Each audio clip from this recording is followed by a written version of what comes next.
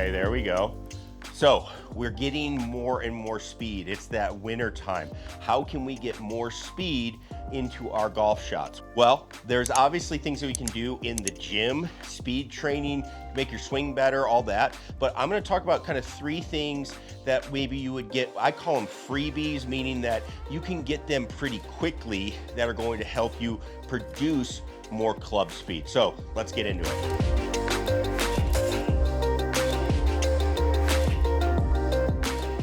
All right, guys, so we are talking more and more about club speed. Obviously, the game is going that direction, and it's proven you hit the ball.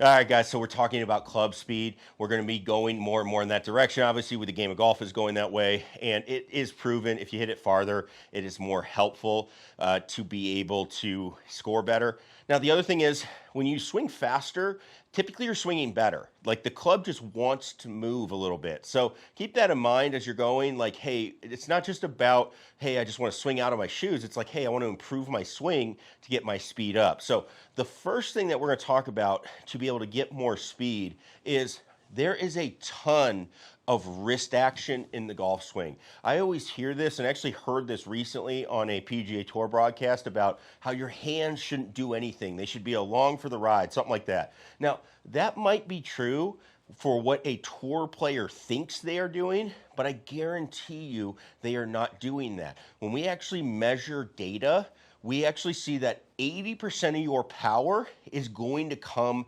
from your wrists. Okay, that is no lie. All right, it is 80%. That is the number. So what is happening is when we go through, your wrists are actually torquing the golf club. They're doing this. Okay, so your right wrist or your trail wrist bends back and then it goes forward. Your lead wrist will bend. Okay, this is actually called flexion, and then it extends, right? So it's just like a windshield wiper move.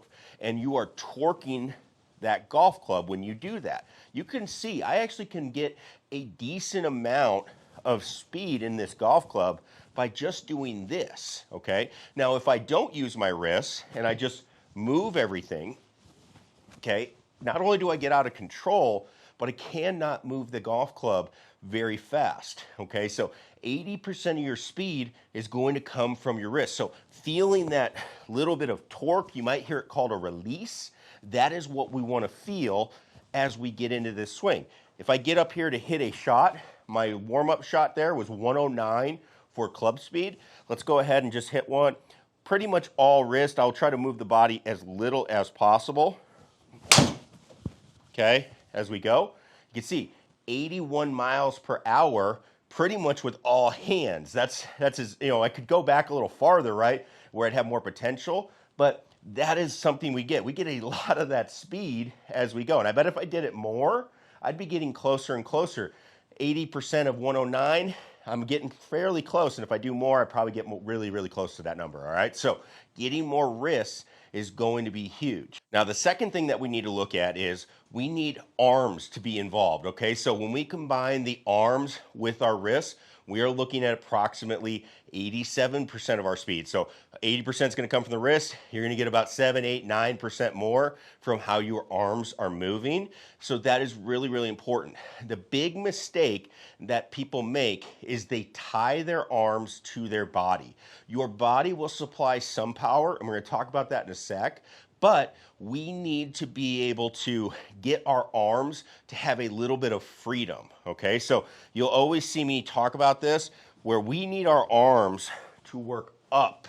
If you watch all the longest hitters, you watch long drive guys, you watch Bubba Watson, Phil Mickelson, their arms are working up. These are guys that hit the ball really, really far, and they are doing it by having freedom in those arms. That is hugely important. So what most people do is they make their swing and they tie their arms to their body. They bring their arms back in, and that's going to be an absolute power and speed killer because now they can only move as fast as the body moves, and it's not as fast as you think, okay? Your arms move a lot faster than your body, and your hands in the club move a lot faster than all of it. So you don't want to tie them to that body, which is going to be the slowest mover, okay? The other thing is it's going to make you go over the top when you do that. So it has some other effects on just getting more distance out of the ball. So getting those arms to work up as opposed to in is going to be a huge deal. So